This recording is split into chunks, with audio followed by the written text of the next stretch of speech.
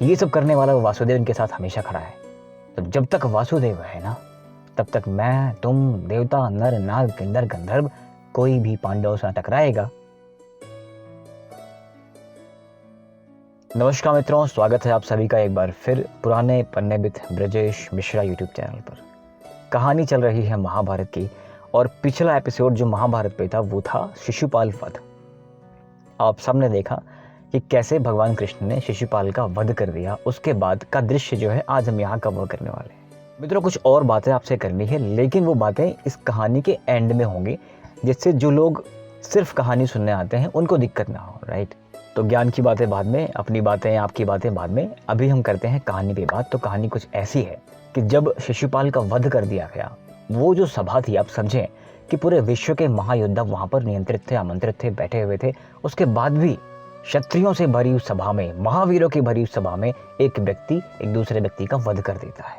अब वहाँ दृश्य कुछ ऐसा बन जाता है कि जो लोग भगवान कृष्ण से घृणा करते थे, द्वेष करते थे, उन्हें तो बड़ी उत्साह आती है, ये क्या हो गया, मेरे सामने ऐसी बात करी। लेकिन समस्या ये थी ना कि भगवान कृष्ण का सामना करने की क्षमता किसमें है। अगर उसमें से किसी में भी ये सामर्थ्य होता तो वहीं पर लड़ जाता और भिड़ जाता। लेकिन वहां पर किसी की क्षमता नहीं हुई कि पांडवों, भीष्म, भगवान के सामने उन्हीं से वापस युद्ध करने का। एक बड़ी पुरानी कहावत, एक बहुत कमाल का मैसेज, आप समझें इसको, कि अगर आप योग्य हैं या अगर आप क्षमतावान हैं तो कुछ आप नियमों के विरुद्ध भी करते हैं ना, तब भी वो नियम ही बन जाता है। कल को लोग आपके उसी कार्य को एक एग्जाम्पल मान के आगे बढ़ते हैं। हाँ, उन्होंने भी तो किया था। राइट, तो जो ये सभा थी इसका प्रयोजन कुछ और था, लेकिन कार्य कुछ और हो गया, जिस भी कारण से हुआ हो। लेकिन यहाँ पर अभी कुछ राजा जो हैं बड़े असंतुष्ट हैं, अपना हाथ खींच रहे हैं और भगवान का वध करने का प्रयास कर सकते थे लेकिन नहीं कर पाते हैं। उनके मन में ये बात रह जाती है कि मैं कैसे इस ग्वाले को मारूं। तो यज्ञ संपन्न होता है, सब लोग अपने अपने घर को जाते हैं, भगवान भी चले जाते हैं। अब यहाँ पर दुर्योधन जो है ये रुक जाता है कि मुझे इनका घर देखना है, भवन देखना है। मित्रों, ईर्ष्या में ना एक बड़ी कमाल की चीज़ होती है। आप समझें, दुर्योधन को पांडवों से कितनी ईर्ष्या है, आप बचपन से देख रहे हैं। कितनी बार उसने मारने का प्रयास कर दिया, आग लगवा दी सोते टाइम। तो ये ईर्ष्या ही करवाती है। ईर्ष्या में एक बड़ी कमाल की बात ये होती है कि जिस व्यक्ति से आप ईर्ष्या करते हैं ना, आप खामखा उसी में डेल्व होते जाते हैं। हमेशा आप उसी के बारे में सोचेंगे, उसी के लिए करेंगे, उसी के बारे में कार्य करेंगे। तो ये सारा कार्य आप करने लग जाते हैं। यही ईर्ष्या होती है। तो दुर्योधन की नीचता चरम पर है, ईर्ष्या चरम पर है और दुष्ट बनता ही जा रहा है वो। इसलिए उसने कहा कि मुझे इनका घर देखना है। कर्ण भी जा चुके हैं, अन्य बंधु बांधव भी जा चुके हैं, बचे हैं सिर्फ दो, मामा और भांजे, शकुनी, दुर्योधन। अब सबको पता है कि ये जो बॉन्ड था मामा भांजे का, ये ऐसे ही नहीं बन गया था। दोनों अपने अपने मिशन पर थे। एक का मिशन है समस्त कुरुवंश का अपने मुट्ठी में लेना, और दूसरे का मिशन है ये समस्त कुरुवंश को खत्म कर देना। तो मित्रों, आज की जो कहानी है वो बड़ी रोचक इसलिए भी है कि हम सब ने, आप भी, आई एम श्योर, बचपन से हमने एक चीज़ सुनी है, और वो चीज़ ये थी कि अंधे का पुत्र अंधा, ऐसा कुछ द्रौपदी ने कहा था। वो हुई प्रसंग हमारे सामने है। और महाभारत में क्या है, एकदम अलग है। हम आपको बताते हैं क्या है, आइए। तो दुर्योधन ने अपने ज्येष्ठ भाई युधिष्ठिर से कहा कि मुझे आपका भवन देखना है। तो बड़े प्रसन्न मन से कहते हैं कि हाँ ठीक है, आप भवन देखो। तो दुर्योधन जब भ्रमण करना शुरू कर देता है, आप सबको पता है कि इसको बनाया था मैदानों ने, और कई सारी ऐसी जगहें थी जो जल था, स्थल दिखता था, जो स्थल था वो जल दिखता था। दरवाजे बंद पड़े हैं, खुले दिख रहे थे, और जो खुले पड़े हैं बंद थे। ये माया थी एक दानव की, जिसने ऐसा बनाया था। जो वहाँ रह रहे थे उनको तो पता था, लेकिन जो पहली बार ऐसा कर रहा है उसको तो समस्या हो गई। और समस्या होने के दो कारण है। एक तो दुर्योधन जो है वो द्वेष में इतना अंधा, इतना पागल हो गया है कि उसे कुछ दिखाई ही नहीं दे रहा है। हर तरफ पांडव ही पांडव, हर तरफ उनकी कीर्ति। तो उसका ध्यान जो है, दिमाग है, बढ़ चुका है। वही श्लोक मैं फिर से बोलूंगा आपके सामने। धायते विषयानुपुरुष संगस्ते निजायते, संजात संजायते कामः, कामः क्रोधो विजायते, और क्रोधात् भवति सम्मोहः, सम्मोहः स्मृति विभ्रमा, स्मृतिनाशो बुद्धिनाशो, बुद्धिनाशो प्रणश्यति। जहाँ क्रोध आया, आपके बुद्धि का नाश वहाँ पर हो जाता है, और जहाँ बुद्धि का नाश हो गया वहाँ पर आपका नाश तो बहुत संभव सी बात है ना। आप कुछ सोच ही नहीं सकते, फिर आप कैसे जियोगे? आप जो भी करोगे उल्टा ही करोगे। तो यही यहाँ पर समस्या है। क्रोध इतना ज़्यादा है, ईर्ष्या इतनी बढ़ गई है, कुछ दिखाई नहीं दे रहा है। दुर्योधन चल रहा है, जहाँ पर जल है वहाँ वो कूद जा रहा है स्थल जान के, और जहाँ स्थल है वहाँ अपनी धोती उठा ले रहा है। वहाँ पर है कौन कौन, ये देखने वाले पांडव हैं। पांडव में बड़े भाई नहीं हैं, बाकी चारों भाई हैं, और वहाँ सेवक हैं। तो ये सारे दृश्य देखकर एक बार क्या हुआ, धोती उठाई उसने जहाँ स्थल था, और जब एक बार सामने दिखता है कि बराबर फर्श है, बड़ा कमाल का फर्श है जो स्फटिक मणि के जल से भरा हुआ था, कवल खिले हुए थे। तो उस पानी को स्थल जान के कूद पड़ता है और भीग जाता है। अब ये सब दृश्य देखकर एक बार देखा, 2 बार देखा, 3 बार देखा, जब बार बार ऐसा हो रहा है तो वहाँ खड़े हुए लोग हंस पड़ते हैं, जहाँ पर द्रौपदी का कोई उल्लेख सभा पर्व के द्यूत पर्व के 47वें अध्याय में नहीं है। तो द्यूत पर्व में ऐसा कहीं कुछ नहीं है कि द्रौपदी ने कुछ कहा हो। अब कई बार घटनाएं ऐसी हो रही हैं तो ये लोग हंस पड़ते हैं। पहले भीम हंसते हैं, अर्जुन भी हंस पड़ते हैं, सेवक भी हंस पड़ते हैं। अब जब आपको पता है ना कि एक ऐसी हस्ती जो महाबली है, महावीर है, उसका अपमान हो रहा है, वो गिर रहा है, उठ रहा है, गिर रहा है, उसका अपमान, और लोग हंस रहे हैं, उसे क्रोध आ गया कि अच्छा वो किसी को देख नहीं रहा है, उसे पता है कि लोग हंस रहे हैं मेरे पे, वो किसी को देख नहीं रहा है, बस वो आगे देखे जाता है, इन सब की बातें सुन रहा है कि हाँ ये लोग मुझ पर हंस रहे हैं, मेरा उपहास कर रहे हैं। सामने एक दरवाज़ा खुला मिलता है, वो भागने की कोशिश करता है और दरवाजे जाके भिड़ जाता है, बिकॉज दरवाज़ा बंद था, इसको लगा खुला हो, जाके ठुक जाता है, तो वहाँ माथे में चोट लग जाती है, फिर गिर पड़ता है। अब ये तो और अपमान की बात हो। अब विनाश काले विपरीत बुद्धि, आपको पता है ना कि यहाँ पर जो उचित होना, क्या करना चाहिए। अगर आपके सामने कोई मेहमान आपका गिरा पड़ा हुआ है, उस मेहमान को जिसको 2 दिन पहले आपने पाँव धुला के यज्ञ में लेके आए थे, आज वो भिड़ रहा है तो आप हंस रहे हो। तो ये सब गलतियाँ ही हो रही हैं, एक तरफ से गलतियाँ हो रही हैं। लेकिन दुर्योधन तो एकदम क्रोध में पागल हो गया है। तो जो दरवाजा खुला हुआ था उसको खोलने लगता है, जो दरवाजा बंद है वहां से पार करने की कोशिश करता है। आप समझ रहे हैं, जो दृश्य है सारा उल्टा कर रहा है।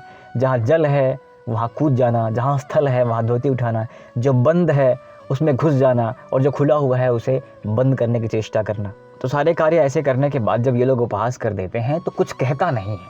आप समझें, दुर्योधन ने कुछ भी नहीं कहा, अपमान का सारा घूंट पी लिया और जाकर के अपने मामा से बताता है कि यहाँ मेरा बड़ा अपमान हो गया है, मैं ईर्ष्या में जल रहा हूँ, मैं आत्महत्या कर लूँगा, मेरे जीने के लिए कुछ बचा नहीं, मैं क्यों जीऊँ, प्रयोजन क्या है मेरे जीने का। ये जो कुछ भी हो रहा है मामा श्री, इससे अच्छा ये है कि मैं आत्मदाह कर लूँ। और इधर व्यास जी पहले ही आ चुके हैं, युधिष्ठिर को बता चुके हैं कि तुम्हारे 13 वर्ष बड़े दुख में बीतने वाले हैं और तुम्हारे कारण ही सभी क्षत्रियों का जो है विध्वंस हो जाएगा। अब ये तो बड़े सतर्क रहते हैं कि भाई हम कुछ गलत नहीं करेंगे, हम अपने 5 भाई को बोल देते हैं कि हम कुछ गलत नहीं करेंगे, लेकिन गलत करना शुरू हो चुका है। जो 13 वर्ष की जो नीति है ना, वो भाग्य में लिखा है ना, वो हो रहा है, ना चाहते हुए भी हो रहा है, लेकिन हो रहा है। तो पांडवों का वैभव देख करके जो दुर्योधन की हालत है वो किसी और से कह नहीं पाता, शकुनी से बताता है कि देखो मैं ऐसे जी नहीं पाऊंगा। शकुनी उससे कहता है कि तुम ईर्ष्या मत करो, कोई कारण नहीं है, क्योंकि जो पांडव कर रहे हैं अपने भाग्य से कर रहे हैं। दुर्योधन, तुमने और हमने क्या क्या नहीं किया इनको मारने के लिए, हर बार हम इनको मारने की चेष्टा करते हैं और हर बार हमसे आगे निकल जाते हैं। तो अब ये मान लो कि दैव बड़ा प्रधान है, भाग्य बड़ा प्रधान है और ये हमसे आगे ही रहेंगे। तो दुर्योधन अपने मामा से कहता है कि देखो मामा श्री, बात ऐसी है, जो कोई मर्जी हो, जो भी भाग्य हो, ये भाग्य वाग्य मैं नहीं मानता, ये मेरा बाहुबल है, मैं एक महारथी हूँ, मैं युद्ध करना जानता हूँ और मैं इनको जीते जी प्रसन्न नहीं रह सकता, तो मैं बस इनका वध करना चाहता हूँ। शकुनी ने कहा कि देखो बेटा, जो तुम कह रहे हो कि सिर्फ बातों में अच्छा लग रहा है, आज के समय में ये जो पांडव हैं ये दिग्विजय कर चुके हैं, सम्राट बन चुके हैं, इनको परास्त करना असंभव है। अर्जुन के अस्त्र की गांठ तुम्हारे पास नहीं है, भीम के गदा की गांठ तुम्हारे पास नहीं है, नकुल, सहदेव, युधिष्ठिर, ये सब 5 के 5 महारथी हैं और इनको हराना देवताओं के वश में भी नहीं है। तो युद्ध का ख्याल तुम छोड़ दो कि तुम युद्ध करोगे परास्त कर दोगे, अगर युद्ध करोगे भी तो मारे जाओगे। और इन सबसे बड़ा कारण ये है कि तुमने देखा नहीं शिशुपाल का वध कैसे कर दिया गया। शिशुपाल के वध करने के बाद कोई एक व्यक्ति वहाँ बोल नहीं सका। ये सब करने वाला वो वासुदेव इनके साथ हमेशा खड़ा है। तो जब तक वासुदेव है ना, तब तक मैं, तुम, देवता, नर, नाग, किन्नर, गंधर्व, कोई भी पांडवों से ना टकराएगा और ना कुछ कर पाएगा।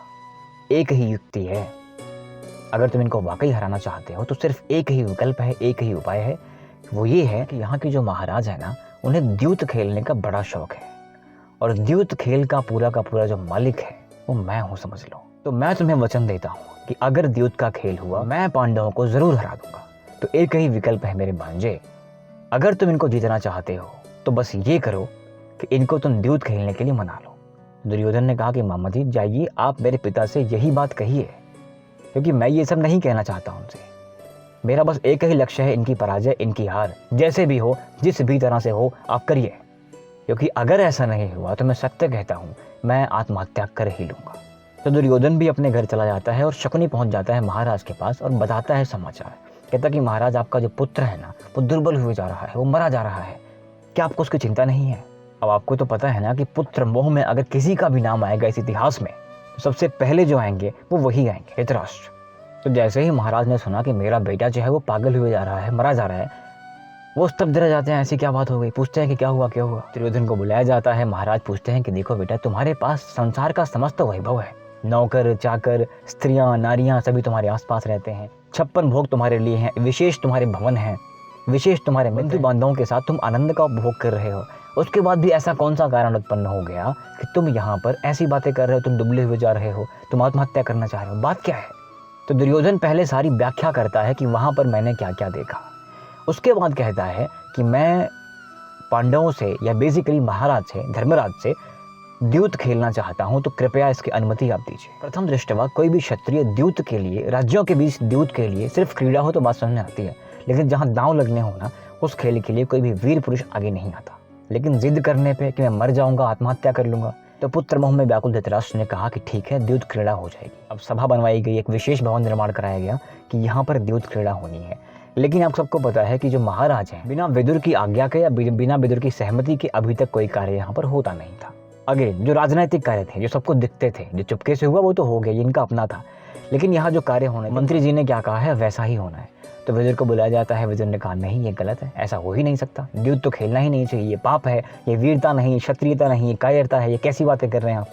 तो धृतराष्ट्र ने कहा कि देखो, कोई छल नहीं होने पाएगा। अरे तुम रहोगे, द्रोण रहेंगे, पितामह भीष्म रहेंगे, आचार्य कृप रहेंगे, इन सबके सामने कोई छल तो होने ही नहीं पाएगा। एक खेल है, खेल लेने दो, बच्चा है, पता नहीं क्या रो रहा है, क्या उसके मन में है। तो प्रयोजन देने के बाद, बलपूर्वक कहने के बाद विदुर जी पहुंच जाते हैं इंद्रप्रस्थ अपना प्रस्ताव लेकर के कि महाराज ने कहा है कि द्यूत क्रीड़ा होगी, ये खेलना है, आइए क्या आदेश है आपका या क्या विचार है आपके। आप सबको पता है कि आगे क्या होने वाला है। तो पहला जो यहाँ पर मेन इवेंट था वो ये था कि द्रौपदी ने क्या सच में कहा था दुर्योधन को कि अंधे के अंधे होते हैं, जो कि आपने देखा कि द्रौपदी का तो कहीं उल्लेख ही नहीं आता। द्रौपदी और पांचों पांडव, कृष्ण, ये सब ना जितने भी राजा आए थे उन सबके सत्कार में थे। भगवान कृष्ण ने स्वयं जूठी पत्तलें उठाई थी। तो मित्रों, आज की कहानी बस इतनी ही थी। अब अगली बार क्या होने वाला है या अगली वीडियो में क्या होने, आपको पता ही है कि दूध क्रीड़ा होगी, उसके बाद सब कुछ दांव पे लगेगा। संभवतः द्रौपदी का वस्त्रहरण भी हम अगली वीडियो में, हो सकता है कल, हम देखने वाले हों। मित्रों, इसके अलावा मुझे आपको जो बताना था वो ये है कि इस वीकेंड पे पॉजिटिवली यूट्यूब लाइव करने वाला हूँ मैं। आप लोग कृपया टाइम बताइएगा इस वीकेंड, मतलब सैटरडे संडे में। सैटरडे संडे में किस टाइम आप लोग मैक्सिमम पार्टिसिपेट कर सकते हैं, तो मैं यूट्यूब लाइव करना चाहता हूँ, आपसे बात करना चाहता हूँ, नंबर 1। दूसरी बात आपको बतानी थी वो ये है कि मेरे 2 चैनल्स जो हैं, fact junction and history junction, जो शॉर्ट्स जा रहे हैं अभी 20-25 वीडियो जा चुकी होंगी शायद। आपको एक बार मैंने लिंक भी शेयर करा हुआ था, आप जाके देख सकते हैं। वहाँ सिर्फ शॉर्ट्स जा रहे हैं, बड़ी वीडियोस नहीं हैं, और मैं फेस लेके भी नहीं आता, बस वॉइस ओवर करता हूँ। और इसके अलावा अगर मैं आपको बताऊँ कि शेड्यूल कितना बिजी, कितना हैक्टिक रहता है, तो वो ये है कि आपको पता है कि जॉब चल रही है, नंबर 1, पहली प्रायोरिटी जॉब है। दूसरा क्या है, ये काम भी चल रहा है, दूसरा। तीसरा क्या है कि एक और पार्ट टाइम जॉब चलती है जहाँ पर मैं किसी कंपनी के लिए काम करता हूँ, और उस कंपनी में मेरा काम क्या है, मैं उनके क्लाइंट्स के साथ वीडियो इंटरव्यू करता हूँ, और ये सारी चीज़ें उनके पोर्टफोलियो पे जाती हैं और उनके हैंडल्स पे जाती हैं, सोशल्स पे जाती हैं। और इसके अलावा आपको पता है कि 2 और छोटे छोटे चैनल्स हैं जो कि अलग अलग कंपनीज मॉनिटर कर रही है, मैं उनके लिए काम करता हूँ, दैट इज़ इट। तो इतना ज़्यादा काम एक साथ चल रहा है, मैं आप सबको बताऊंगा, बहुत मज़ा आता है मित्रों। व्यस्त रहिए, मस्त रहिए, काम करते रहेंगे ना, मज़ा आता रहेगा। खाली बैठेंगे, खाली दिमाग शैतान का घर, उल्टी पुल्टी चीज़ें आएंगी और यहाँ वहाँ आप लड़ना शुरू कर देंगे। तो अभी के लिए बस इतना ही मित्रों, आपके सपोर्ट के लिए बहुत बहुत धन्यवाद। नमस्कार, जय हिंद।